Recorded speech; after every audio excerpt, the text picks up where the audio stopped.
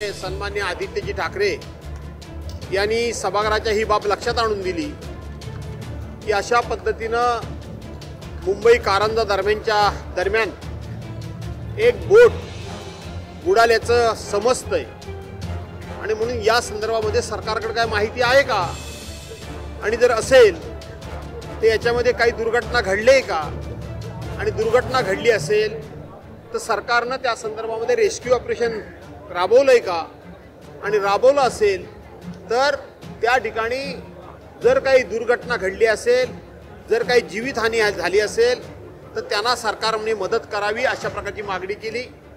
त्याच वेळेला सभागृहामध्ये राज्याचे मुख्यमंत्री उपस्थित होते। त्यांनी सांगितलं की माझ्याकडे देखील ही प्राथमिक स्वरूपाची माहिती आहे की त्या बोटीमध्ये 30 ते 35 माणसं होती, ती बोट बुडाली, परंतु त्यातली जवळजवळ 20 माणसं ही रेस्क्यू ऑपरेशन करून बाहेर काढण्यात आलेली आहेत।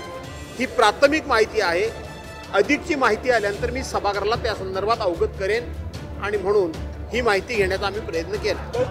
असं आहे की निवडणुका झालेल्या आहेत, निवडणुका झाल्यानंतर डिझेलच्या किमती वाढल्या, निवडणुका झाल्यानंतर गॅस सिलेंडरच्या किमती वाढल्या, निवडणुका झाल्यानंतर आता तुम्ही म्हणता त्याप्रमाणे भाडे वाढ झाली, निवडणुका झाल्यानंतर जीवनावश्यक वस्तूंचे भाव वाढले।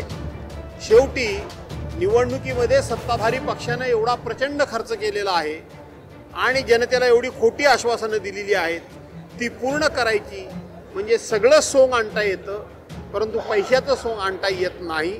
त्यामुळं आता वेगवेगळ्या माध्यमातून पैशाची ही अशा पद्धतीनं टॅक्सेस वाढवणं, जनतेवर कर लादणं हे आता सरकार करतच राहणार आहे। त्यांच्या काय हजेरी बुकावर त्यांनी सह्या केलेल्या नाहीत, तर जो सत्ताधारी पक्षाचा 292चा प्रस्ताव आहे त्या प्रस्तावावर ज्या सदस्यांच्या ज्या आमदारांच्या सह्या दाखवल्या गेल्या किंवा त्या आमदार त्या ठिकाणी हा प्रस्ताव मांडण्याकरता त्यांची नावं त्या प्रस्तावावर आली, मला माहिती होतं किंवा मी खात्री करत होतो की काही आमदार त्यातले हे सभागृहात आलेलेच नाही, अधिवेशनामध्ये आलेलेच नाहीत, तरी देखील त्यांची नावं आलेली आहेत आणि म्हणून ही बाब मी सदनाच्या सरकारच्या आणि अध्यक्षांच्या लक्षात आणून दिली।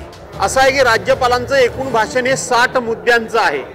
60च्या 60 मुद्द्यांवर मला खेद व्यक्त करायचा होता, परंतु तुम्हाला माहीत आहे की मी ज्या वेळेला सरकारच्या वरमावर घाव घालायला सुरुवात केली त्यावेळेला सत्ताधारी वाकाकडून मला बोलून देण्यात आलं नाही।